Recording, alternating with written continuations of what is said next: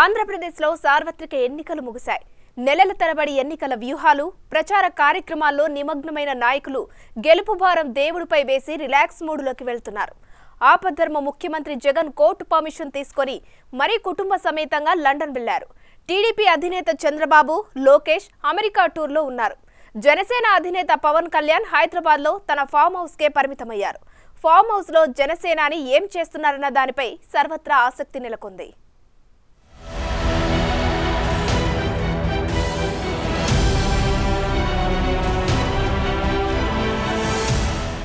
Record స్థాయిలో polling శాతం నమోదైన ఆంధ్రప్రదేశ్ ఎన్నికల్లో ఈసారి జనసేన అధినేత Pawan Kalyan centre of attraction గా నిలిచారు.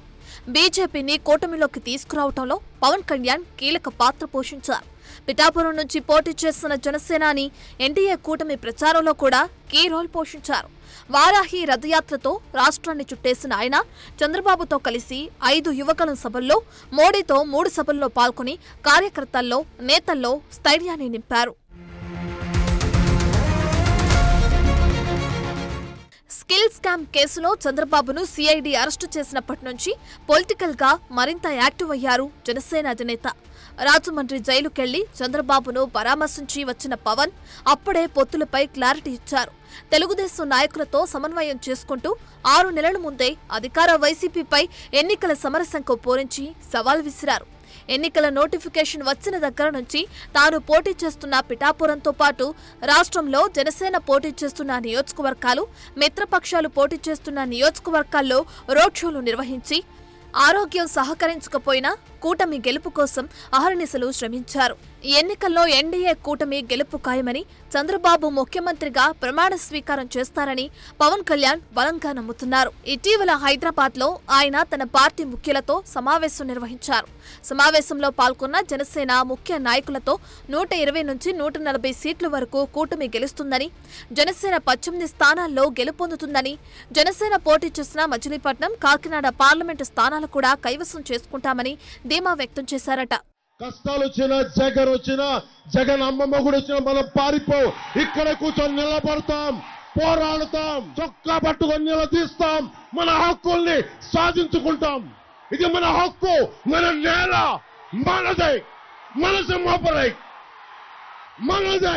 సముద్రం ఒకరి కాళ్ళ దగ్గర కూర్చొని మరగదు, తుఫాను గొంతు సిద్ధం మరడం ఎరగదు, పర్వతం ఎవడికి వంగి సలాం చెయ్యదు. మనమంతా కలిపి పిడికిడి మట్టే కావచ్చు, గొంతెత్తితే ఒక దేశపు జెండా కొనంత పొగరు ఉంటుంది.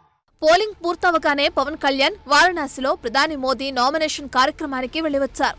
పలువురు రాజకీయ నాయకులు రిలాక్సేషన్ కోసం ఫారిన్ టూర్లకు వెళ్తుంటే పవన్ మాత్రం హైదరాబాద్లో తన ఫామ్ హౌస్కే పరిమితమయ్యారు. ఇటీవల సోషల్ మీడియాలో నాగబాబు వర్సెస్ అల్లు అర్జున్ మధ్య జరిగిన వివాదాన్ని ఆయనే స్వయంగా చక్కదిద్దారట. విజయం లాంఛనమైన తరుణంలో కుటుంబంలో అలాంటి విభేదాలు ఫోకస్ అవ్వటం కరెక్ట్ కాదని నాగబాబుని సున్నితంగా హెచ్చరించినట్లు తెలిసింది.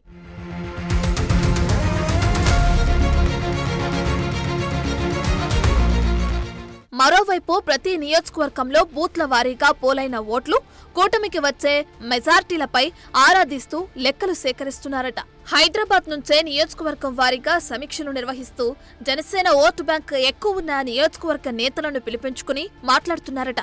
రేపు గెలుపొందిన తర్వాత ఎక్కువ శాతం రాజకీయాలకే పరిమితం కావాలన్నది పవన్ కళ్యాణ్ ఆలోచనగా కనిపిస్తుంది అంటున్నారు నాయకులు. గెలిచాక వీలైనంత త్వరగా చేతిలో ఉన్న సినిమాలు పూర్తి చేసుకుని పూర్తి స్థాయి పొలిటీషియన్ గా మారాలని భావిస్తున్నారట.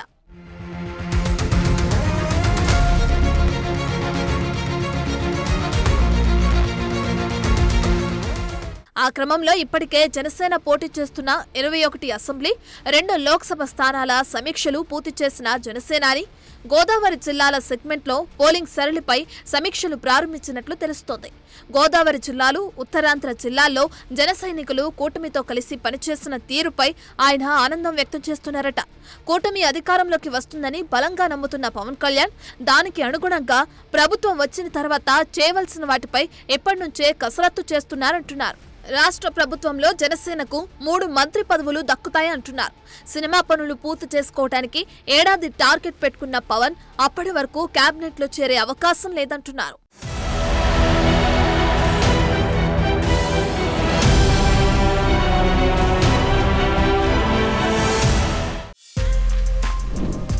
For more videos like this, subscribe Big TV channel.